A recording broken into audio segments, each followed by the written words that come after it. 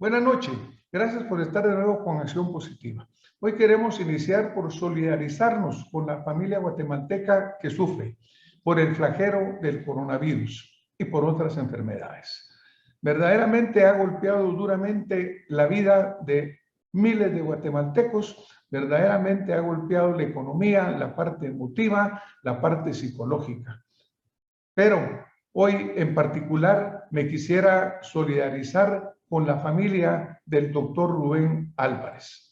El doctor Álvarez es un distinguido profesional, maravillosa persona, gran amigo, ejemplo.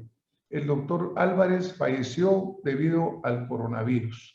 Reciba en nombre de todos los que lo queremos, a él y a su familia, una sentida condolencia. Esto que está sucediendo es una alarmante realidad que está golpeando duramente a Guatemala. Cuando vemos el mapa prácticamente en rojo, cuando vemos que superamos los 4,000 contagios diarios de coronavirus y es el país con las cifras más dramáticas de Centroamérica. Es una tragedia humana lo que está sucediendo acá.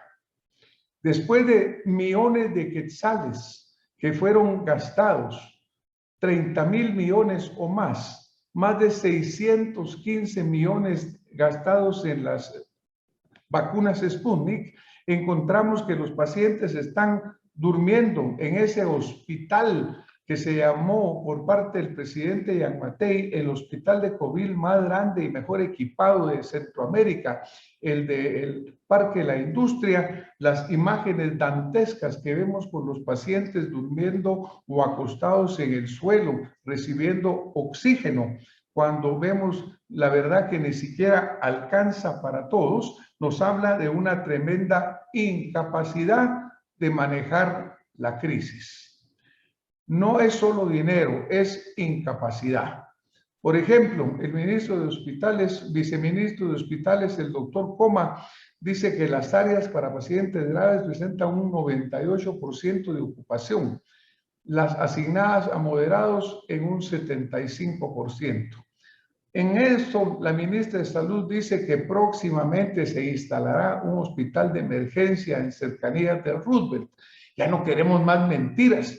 Realmente van a ser otro hospital. ¿Por qué no atienden bien el del Parque de la Industria y todos los hospitales del Sistema Nacional de Salud que prácticamente están parados por falta de recursos? Los pacientes tirados, aquí vemos una imagen tétrica sobre sillas plásticas de un paciente que tiene que estar viviendo así en esa forma su enfermedad. Entonces ya no mentiras, por favor, señores. ¿Para qué van a hacer hospitales si los que hay no funcionan? No hay recurso médico tampoco porque los médicos están agotados, el personal paramédico también está agotado. Todo esto nace porque se politizó y corrompió la crisis. Desafortunadamente, aquí vemos un letrero de esos que da una pena enorme cuando dicen tienen que esperar a que fallezca uno para que entre el otro. Hospital Nacional de Chimaltenango saturado totalmente de pacientes de coronavirus. El problema de la politización es que nunca se oyó a los expertos. Tanto en Guatemala como en cualquier país del mundo se decía, mire, esto tienen que manejarlo los expertos y no los políticos.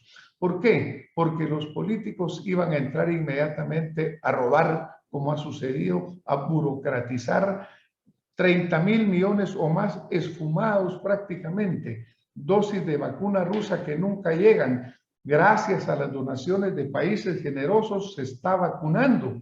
Pero ¿y dónde están los millones que debían de estar entonces en alimentar a los niños con desnutrición, en la infraestructura, en tener un mejor país en la educación? Por ejemplo, la Asociación de Enfermedades Infecciosas en Guatemala, ellos dijeron que la crisis viene peor. Y esta es una crisis mundial. Por ejemplo, veamos, México reporta al día 11 de agosto 22,711 nuevos casos de coronavirus, su máxima cifra durante la pandemia. Por ejemplo, en Estados Unidos estamos leyendo también al 11 de agosto que prácticamente todos los días está subiendo la cantidad de casos y ahora se complica porque se están presentándose también casos en pacientes pediátricos, lo cual no había sucedido anteriormente. Vemos una crisis alarmante en niños, los hospitales están llenos. Vemos, por ejemplo, en el estado de Florida, que con esa variante Delta prácticamente se han venido quedando sin camas hospitalarias. Una crisis mundial. Y para mientras en Guatemala el Ministerio de Salud Pública nos da unas cifras acá en las que encontramos nosotros pues que hay registrados 398.990 casos, 38.000 casos activos al 11 de agosto. Pero, por ejemplo, la vacuna y las medidas sanitarias, ¿cuál es la situación en Guatemala? Guatemala sigue siendo, de acuerdo a la gráfica que vamos a ver en este momento, el país que tiene de las más bajas vacunaciones en Guatemala. La vacuna acá tiene un 2.30% para la vacunación completa, porque tenemos algo que entender, que la vacunación tiene que ser completa, porque la vacunación en la primera dosis alcanza entre un 60 y un 70%. Y con las nuevas variantes como la variante Delta, pues obviamente se está bajando incluso la eficiencia. Entonces, el tener una vacunación tan baja es muy malo para Guatemala. Que no se mejore es muy malo. La importancia de la vacunación es fundamental. Como vemos en la siguiente gráfica, este es un estudio que hacen en Maryland, en la cual se demuestra, vamos a ver la gráfica en la cual la Universidad de Maryland están demostrando acá cómo países con pobre vacunación tienen una muy alta número de variantes que van apareciendo. Las variantes están apareciendo en los países en los cuales la vacunación es muy baja. Por ejemplo, la India. Por ejemplo, en Australia es un caso interesante. Vemos que en Australia los casos o el número de vacunados es bajo. Y ahí han venido surgiendo nuevas variantes, tan es así que Australia ahora está volviendo a cerrar el país. La variante Delta, que es la que está haciendo estos grandes cambios que estamos teniendo actualmente. Obviamente hay muchas variantes, pero la variante Delta ha venido a producir cambios significativos muy importantes. Para hablar sobre esta temática, he invitado al doctor Edwin Asturias.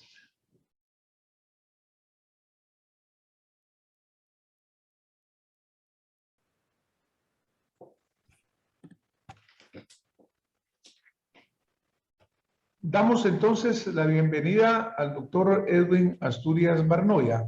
El doctor Edwin Asturias Barnoya es un médico de reconocido prestigio de las enfermedades infecciosas en general en el paciente pediátrico. En Guatemala tuvo una participación importante al inicio de esta crisis cuando dirigió la Comisión Presidencial contra el Coronavirus. Pero realmente después de una participación de 8 meses aproximadamente, por razones propias, tomó la decisión de retirarse. Sin embargo, no se ha alejado, está pendiente de lo que sucede y ha venido haciendo recomendaciones importantes. Doctor Barnoya, bienvenido a nuestro programa Acción Positiva. Muchas gracias, doctor Arredondo. Un gusto estar con usted. Pues la verdad que me hice el error de decir doctor Barnoya, pero es que realmente el doctor Asturias Barnoya tiene una historial médico en Guatemala tan importante que yo creo que es muy bueno conocerlo. Doctor, realmente la situación en Guatemala sigue muy grave.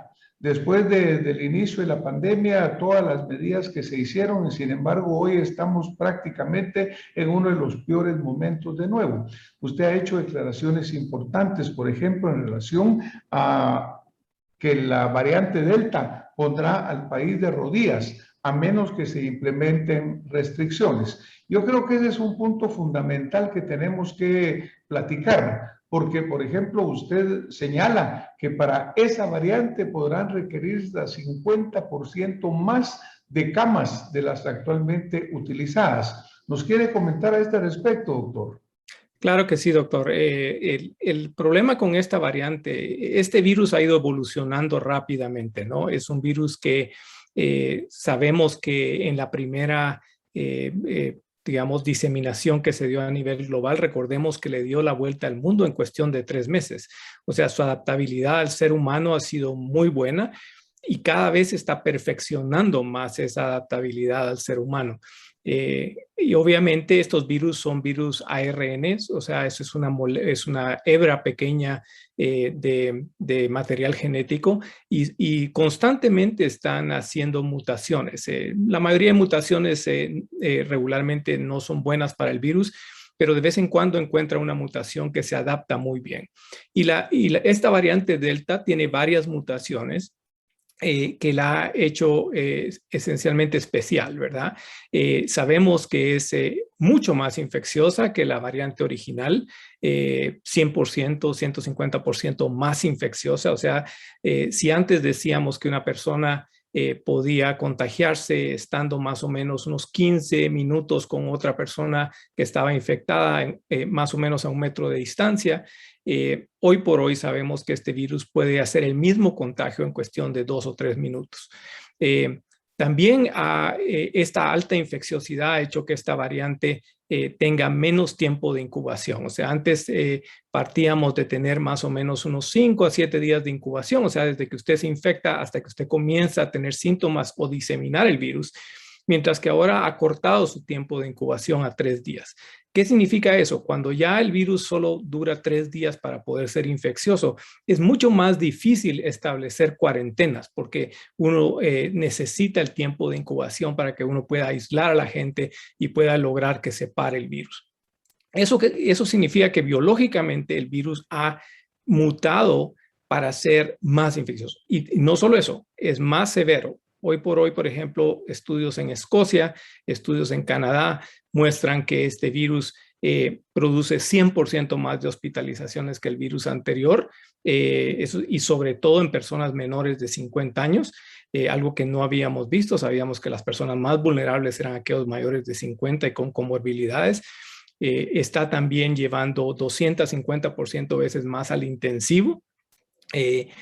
Aunque su mortalidad pareciera ser similar, ¿no? Entonces, y hemos visto lo que ha ocurrido en otros países que inclusive tienen niveles de vacunación bastante altos, como el Reino Unido y Estados Unidos, donde básicamente a pesar de los niveles que se han adquirido de inmunización en algunas poblaciones, el virus continúa, esta variante específicamente, haciendo básicamente una diseminación rápida. Entonces, cuando yo lo pongo así, es Guatemala, si uno ve todos los datos, hemos levantado de nuevo la movilidad casi al nivel prepandémico. O sea, estamos a menos 6% del nivel de movilidad que teníamos en febrero del 2020. O sea, el guatemalteco, las empresas, los centros de trabajo se están moviendo casi como que no hubiera una pandemia, y eso significa que cada vez que las personas se movilizan y se reúnen con otras, este virus se expande con una rapidez y una eficacia muy grande. Muchas gracias, doctor.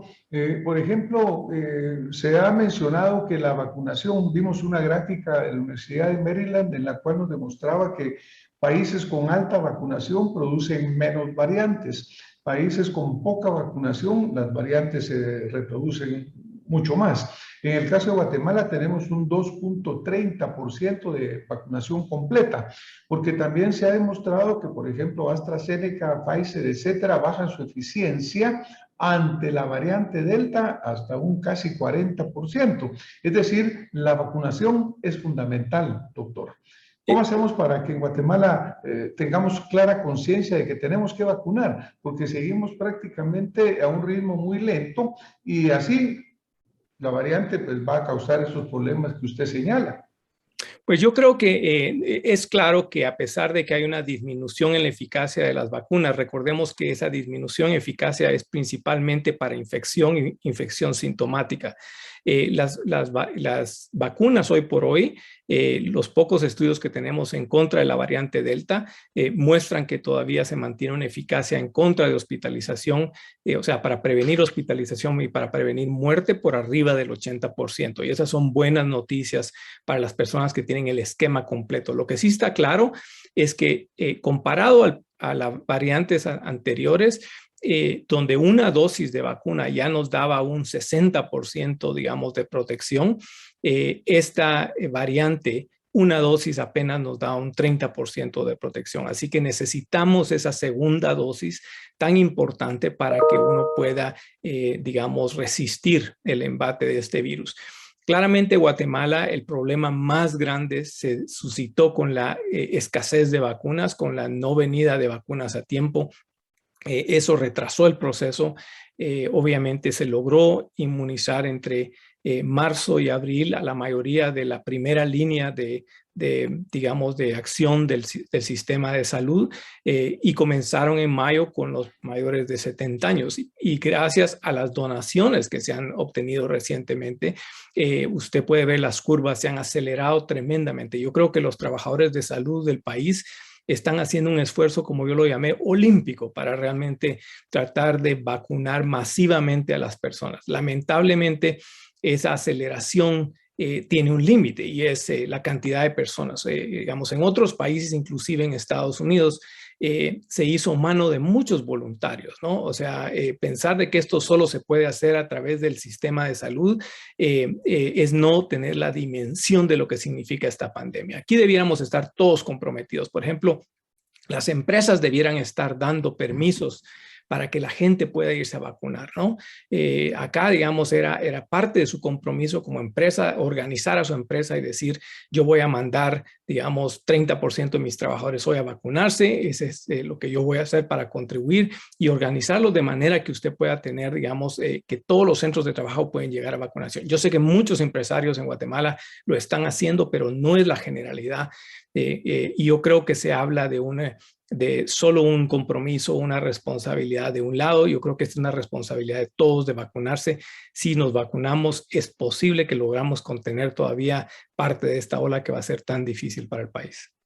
Desafortunadamente, doctor, hablamos en algún momento anterior del hecho de la politización que se ha dado esto, tanto en Estados Unidos, en muchos lugares del mundo. En Guatemala siempre se dijo, miren, que los expertos manejen esto y que no lo manejen los políticos, porque realmente eso ha hecho pues que la burocracia, una traba tras otra, la corrupción definitivamente, porque el caso de la vacuna Sputnik, en el cual pues se invirtieron, o pues no, sí, invertir no es la palabra correcta, en el cual se tiraron 615 millones de quetzales. Usted incluso señaló que esa vacuna no era una vacuna confiable en algunas declaraciones que usted dio. Pero, doctor, obviamente en Guatemala tenemos excelentes médicos, paramédicos, personal de salud que están luchando tremendamente, heroicamente, agotados también, porque también se habla de hacer nuevos hospitales, de meter más camas, pero no hay quien atienda porque el personal de salud ya no aguanta. Pero realmente debemos oír a nuestros expertos. En Guatemala, así como usted es un experto infectólogo, también tenemos a otros muchos buenos especialistas y todos debían de dejarse escuchar para que tengamos un buen resultado. Pero concretamente, ¿qué medidas usted recomendaría en este momento, doctor? Porque la crisis sigue, el gobierno está anunciando en estos días que va a tomar nuevas medidas, pero realmente, ¿cuáles serían las medidas fundamentales que debíamos de tomar concretamente, doctor? Porque si no, se habla mucho, pero se ejecuta poco. ¿Cuál sería su recomendación específica? A ver, lamentablemente llegamos a este momento porque, digamos, nosotros en tanto COVID en coordinación con el Ministerio de Salud, y yo debería decir, no solo fue el Ministerio de Salud, sino que hubo consulta de varios sectores para establecer lo que se llamaba el tablero de alertas sanitarias. El tablero estaba basado en la epidemiología y en lo que sabemos que funciona. Indicaba el nivel de alerta de cada municipio y habían acciones específicas que había que tomar. ¿En qué se basaba ese tablero? En varias cosas muy básicas. El que usted tuviera un uso universal de la mascarilla. La mascarilla sigue siendo hoy por hoy el mejor escudo que usted puede tener. Segundo, se basaba en lo que llamamos los aforos. O sea, si usted estaba en un nivel de alerta roja, usted tenía que tener un aforo específico en el lugar de trabajo, en el lugar de reunión, digamos, inclusive cuando usted tiene algún tipo de actividades. Y si usted mantenía ese aforo, la probabilidad de infección era muy baja, porque eso lo que aseguraba es que usted iba a poder mantener un distanciamiento entre las personas, que usted no iba a permitir, digamos, que si alguien estuviera infeccioso fuera muy simple que alguien más, otros 2 o 3 personas se infectaran. Lamentablemente hubo muy poco refuerzo de esas medidas del tablero. Si se hubieran continuado como lo hicimos en los primeros 4 o 5 meses que el tablero funcionó y que logró contener la posibilidad de levantar una segunda ola fuerte, creo que hubiéramos estado en mejor posición. Pero no veremos lo que pasó atrás. ¿Qué pasa ahora? Está el sistema de salud completamente desbordado y no estamos hablando solo del sistema público. Sabemos que los hospitales privados están teniendo mucho problema para atender pacientes también y eso significa que no nos queda otra más que hacer un estricto confinamiento. Digamos, eso no significa un cierre del país, significa realmente un frenazo para poder retomar de nuevo el rumbo, ¿verdad? Y eso significará probablemente la necesidad de disminuir la movilidad a ciertas horas, de básicamente prohibir reuniones de más de 10 personas. Recordemos que en otros países como Reino Unido, inclusive se prohibieron reuniones de más de 6 personas. O sea, ya 10 personas es probablemente para esta variante mucho, pero sabiendo que en Guatemala es difícil de mantener las cosas, 10 personas debiera ser el límite y usted no debiera ir ni atender ninguna reunión al que la llamen, donde básicamente hay más de 10 personas, sobre todo si no está la ventilación y el aforo tal como está establecido. Y finalmente, limitar algunas cosas donde sabemos que el comportamiento humano tiende a provocar más infecciones. ¿Qué significa eso? Si usted va, por ejemplo, a un restaurante, usted va a un bar, si usted va a algunas de estas actividades, es claro que como seres humanos vamos a relajarnos más, vamos a quitarnos la mascarilla, no vamos a darnos cuenta que alguien pasó cerca de nosotros y estaba infeccioso y eso va a conllevar a más infecciones, más transmisión. Entonces, la clave ahorita es implementar aquellas medidas epidemiológicas y sociales que sabemos que han funcionado y que logran contener la infección para reducir, aplanar un poco la curva en las próximas 2 a 4 semanas y luego de eso haber aprendido de lo que pasó y reforzar de nuevo esas medidas que se pusieron en marcha de manera que podamos continuar económicamente activos, pero de una manera responsable. No podemos volver a la normalidad. Esta pandemia va a durar los siguientes 1 o 2 años más, no solo porque no vamos a lograr vacunar a todo el mundo, sino porque todavía estamos aprendiendo a dónde va este virus. Muchas gracias, doctor. Definitivamente hay medidas que no gustan, ¿no? Y de repente ha habido una resistencia en general, el temor de que la economía caiga, pero realmente también el hecho de que esta pandemia siga, que no se pare y que cada vez tengamos gente que está enfermándose y no puede llegar a trabajar o el daño económico que le causa a una familia que después de una enfermedad tiene un verdadero problema económico también, doctor. Yo creo que reforzando lo que usted dice, lo que tenemos que hacer básicamente es hacer lo que había que hacer desde el principio, realmente pues tomar las mismas medidas sanitarias, seguirlas aplicando y trabajar muy fuerte en la vacunación en una forma masiva. Tengo una gráfica acá que vamos a presentar, es de la Universidad de Maryland también, en la cual ellos pues estén en inglés, pero lo entendemos muy claro. Hablan de la vacunación universal como uno de los puntos que tienen que seguirse y el otro es el hecho de que tenemos que verdaderamente seguir aplicando todas las medidas de mitigación. No es esta gráfica, es la otra gráfica que teníamos que presentar acá, pero esa lo que está hablando es de la importancia de que la vacuna se aplique correctamente. En esta gráfica que tenemos acá, usted habla de la reactivación económica, no es una excusa para proteger la vida de los guatemaltecos.